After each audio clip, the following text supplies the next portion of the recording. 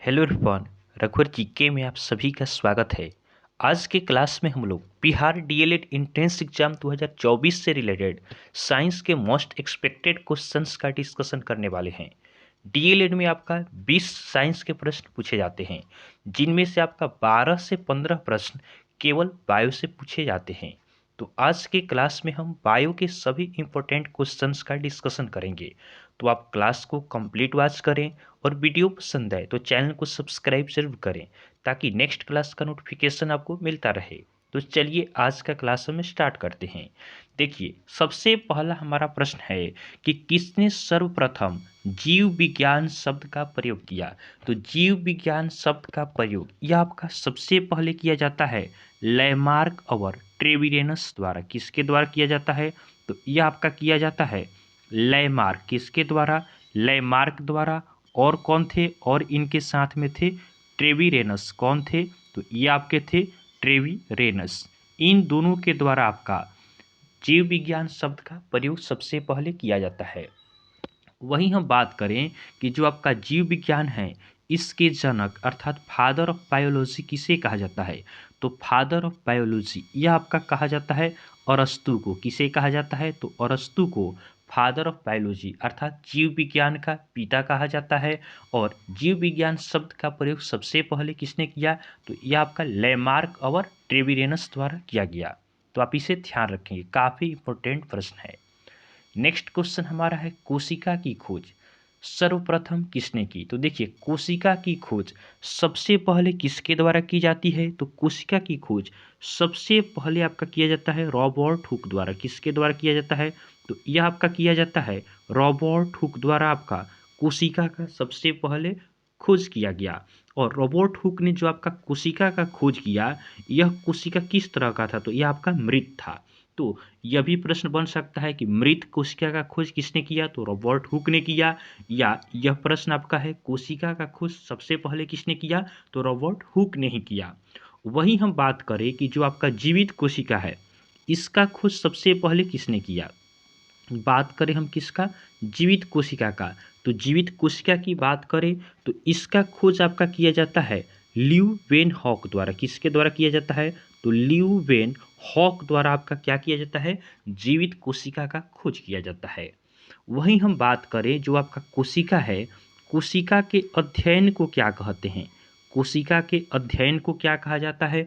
तो कोशिका का अध्ययन यह आपका कहलाता है साइटोलॉजी। क्या कहलाता है? तो यह आपका कहलाता है साइटोलॉजी। तो आप इसे भी ध्यान रखेंगे।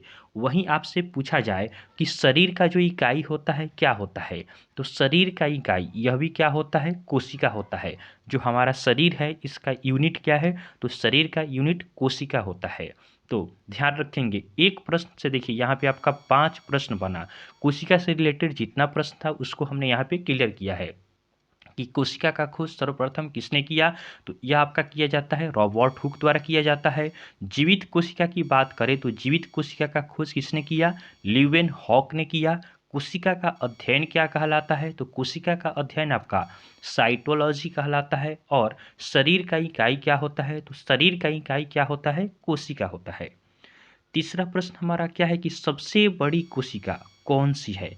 तो सबसे बड़ी कोशिका यह किसकी होती है? तो यह आपका होता है शुतुरमुर्ग का। किसका होता है?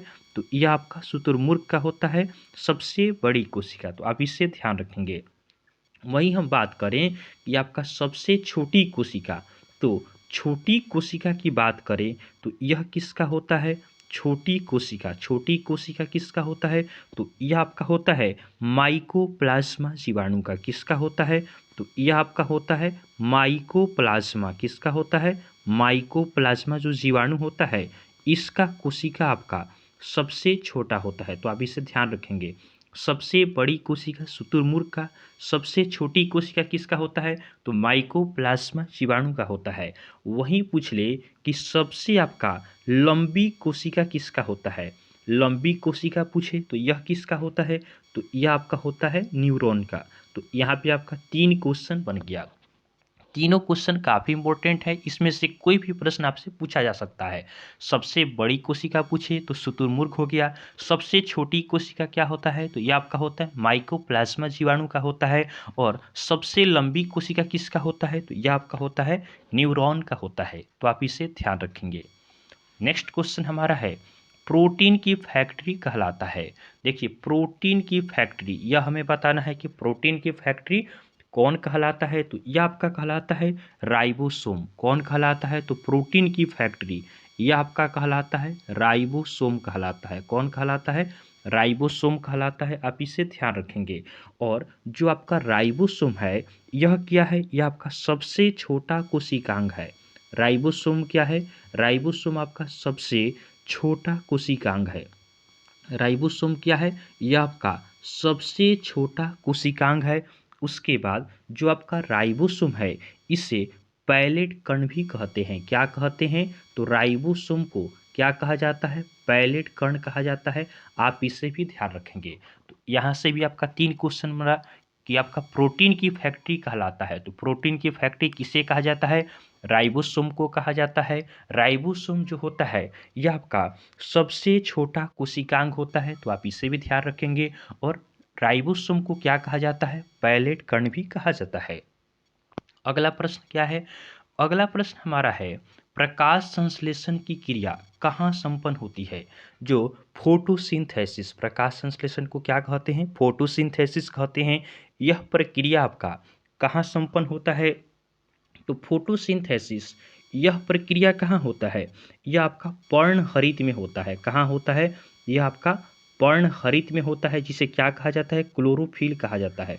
क्या कहा जाता है, पर्णहरित को इसे आपका क्लोरोफिल कहा जाता है। क्या कहते हैं, क्लोरोफिल कहते हैं इंग्लिश में।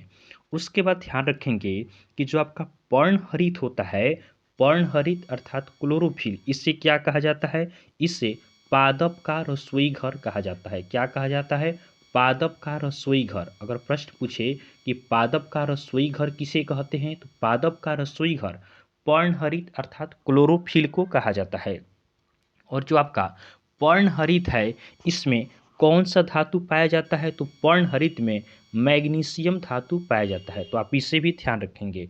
जो आपका प्रकाश संश्लेषण है यह क्रिया आपका पर्णहरित में होता है। और पर्णहरित क्या होता है, यह आपका पादप का रसोई घर कहलाता है। पर्णहरित में आपका कौन सा धातु पाया जाता है, तो मैग्नीशियम धातु पाया जाता है। नेक्स्ट क्वेश्चन को देखते हैं।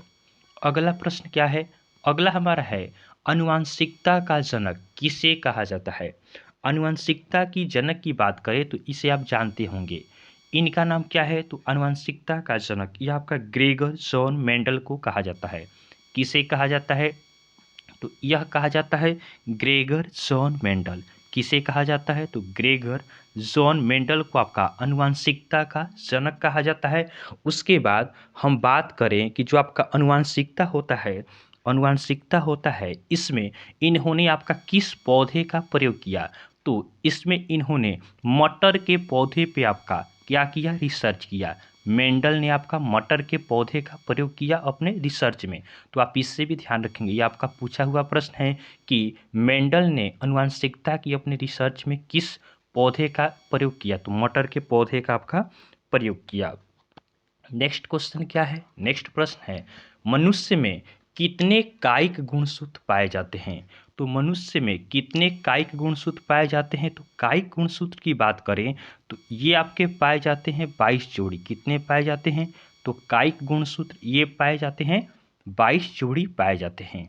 उसके बाद हम बात करें जो आपका मनुष्य हो गए, मनुष्य में आपका टोटल जो गुणसूत्र होता है कितना होता है, तो मनुष्य में आपका टोटल गुणसूत्र यह आपका होता है कितना होता है, यह आपका होता है 23 जोड़ी।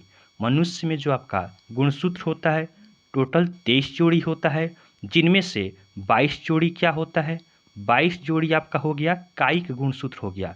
22 जोड़ी क्या हो गया, कायिक गुणसूत्र हो गया।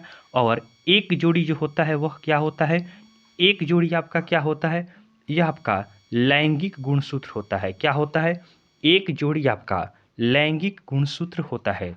तो आप इसे भी ध्यान रखेंगे। और जो लिंग निर्धारण होता है, बच्चे का लिंग निर्धारण यह किस गुणसूत्र से होता है, तो बच्चे का लिंग निर्धारण यह आपका वाई गुणसूत्र से होता है, तो आप इससे भी ध्यान रखेंगे। जो औरत होती है, स्त्री में कौन सा गुणसूत्र पाया जाता है, तो स्त्री में आपका XX गुणसूत्र पाया जाता है। पुरुष में कौन सा गुणसूत्र पाया जाता है, तो पुरुष में XY गुणसूत्र पाया जाता है, तो आप इससे भी ध्यान रखेंगे। नेक्स्ट क्वेश्चन को देखते हैं।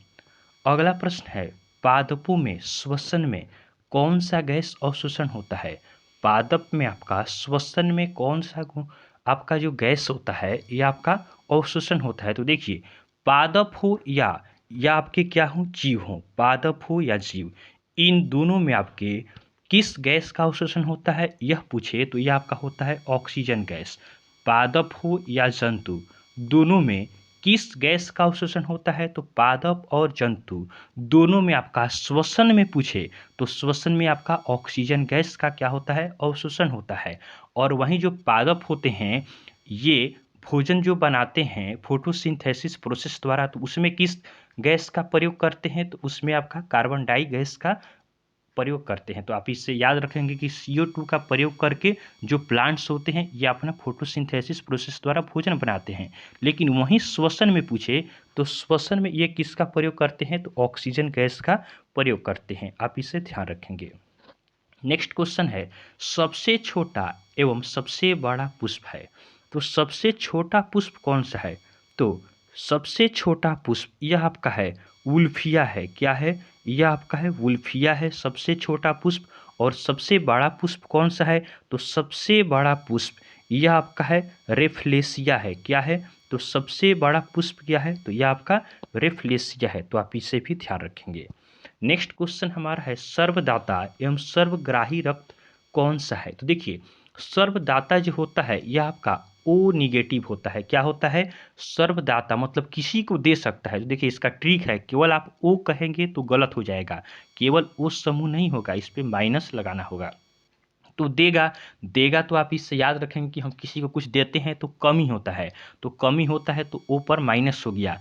और सर्वग्राही, तो सर्वग्राही ग्रहण कौन कर सकता है, तो ग्रहण कर सकता है AB+। कौन कर सकता है, AB+ आपका क्या होता है, सर्वग्राही होता है। तो लेंगे तो प्लस, आप प्लस माइनस दोनों को याद रखेंगे, अन्यथा ऑप्शन में आपका एग्जाम में पूछ दिया जाए कि सर्वदाता कौन होता है, O होता है, O- होता है, O+ होता है, तो आप तो कंफ्यूज हो जाएंगे। तो इसीलिए सर्वदाता O निगेटिव को कहा जाता है और सर्वग्राही किसे कहा जाता है, AB+ को कहा जाता है।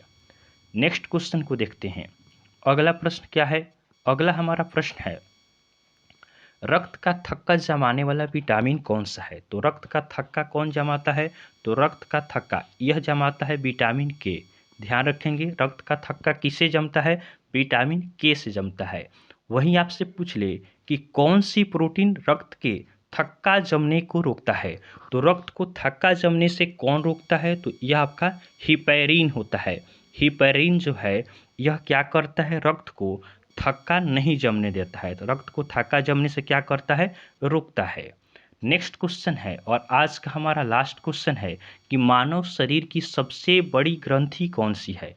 तो मानव शरीर की सबसे बड़ी ग्रंथि कौन सी है, तो सबसे बड़ी ग्रंथि यह आपका है यकृत है। कौन सा है, यकृत है, अर्थात क्या है, लीवर है।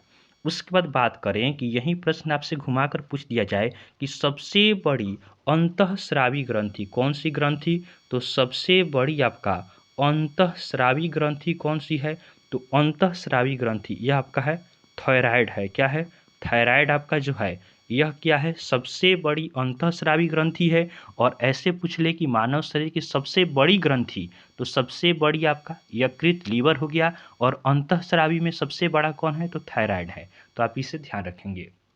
तो इस तरह हमने आज के क्लास में बायो के मोस्ट एक्सपेक्टेड क्वेश्चंस का हमने डिस्कशन किया है। इस क्लास में हमने लगभग 30 से 40 क्वेश्चंस का डिस्कशन कर चुके हैं हम लोग। तो आपको क्लास पसंद आया हो तो आप वीडियो को लाइक करें और चैनल को सब्सक्राइब जरूर करें, ताकि नेक्स्ट क्लास का नोटिफिकेशन भी आपको मिलता रहे।